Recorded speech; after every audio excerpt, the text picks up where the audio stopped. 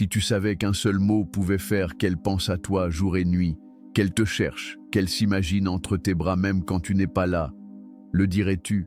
Ce mot, ce surnom interdit, est bien plus qu'un simple mot doux. Il agit comme une empreinte émotionnelle. Il pénètre son esprit, s'y accroche et la fait te désirer au-delà du rationnel. Et aujourd'hui, je vais te révéler pourquoi et comment l'utiliser.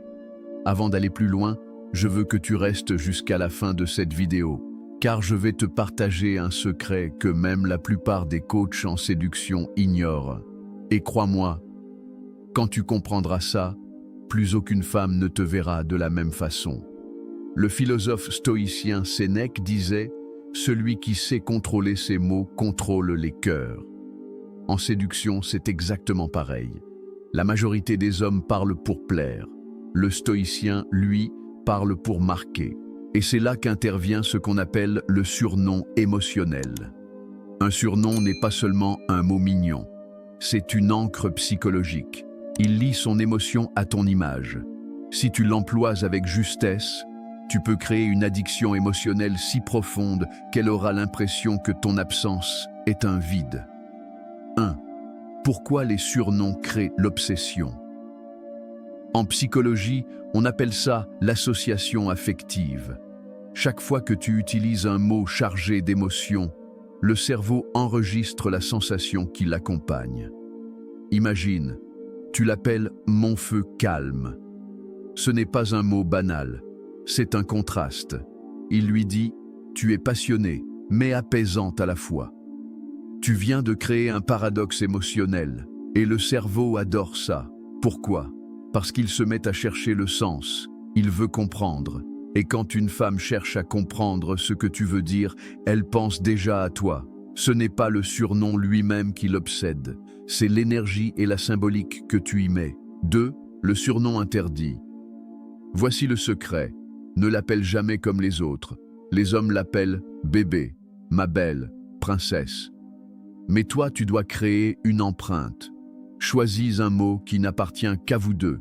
Un mot chargé d'histoire, d'un moment, d'un regard partagé. Exemple, imagine qu'elle t'ait confié un jour qu'elle adore la pluie, que ça la calme.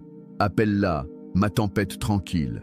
C'est doux, c'est poétique, et surtout, c'est à elle.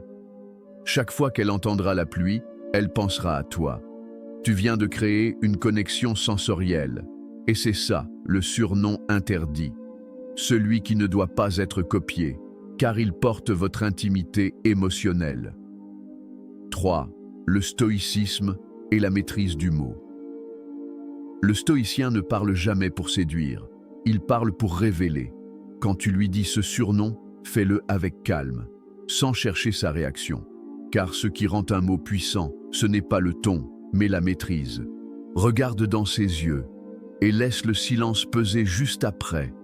C'est dans ce silence que l'émotion s'imprime. Tu veux qu'elle se dise « Pourquoi ce mot m'a-t-il touché autant ?» Et à ce moment-là, elle n'est plus seulement attirée, elle est captivée. Souviens-toi, un homme stoïque ne dit jamais beaucoup, mais il dit exactement ce qu'il faut pour être inoubliable. Car, exemple concret dans la vie réelle. Un ami à moi, Hugo, pratiquant du stoïcisme, m'a confié ceci. Il voyait une femme depuis quelques semaines, rien d'extraordinaire. Jusqu'au jour où, pendant une promenade, elle a dit qu'elle aimait la mer parce qu'elle se sentait libre. Il l'a regardée et lui a dit simplement « Ma mère libre ». Un mot, 2 syllabes, et elle a fondu. Quelques jours plus tard, elle lui écrivait « Chaque fois que je vois l'océan, je pense à toi ». C'est ça, la puissance d'un mot choisi avec conscience. 5. L'enseignement stoïcien final. Le stoïcisme t'apprend que le pouvoir ne se trouve pas dans la possession, mais dans la présence intérieure. Quand tu parles à une femme, ton objectif ne doit jamais être de la conquérir, mais de t'imprimer dans son esprit par ton calme, ta clarté et ta singularité. Le surnom interdit n'est qu'un outil. Ce qui compte, c'est l'homme derrière les mots. Alors avant de lui écrire ou de lui parler, demande-toi, Est-ce que ce mot vient de mon ego ou de mon authenticité? Si la réponse est authentique, alors ce mot deviendra son addiction. Si tu veux apprendre à parler, séduire et penser comme un homme stoïque, abonne-toi dès maintenant à la chaîne Esprit Stoïque. Chaque jour, je partage avec toi les secrets de la séduction la plus noble, la plus rare, celle qui ne passe pas avec le temps. Et maintenant, dis-moi en commentaire, quel surnom unique as-tu déjà utilisé ou que tu rêverais d'entendre de la femme que tu désires?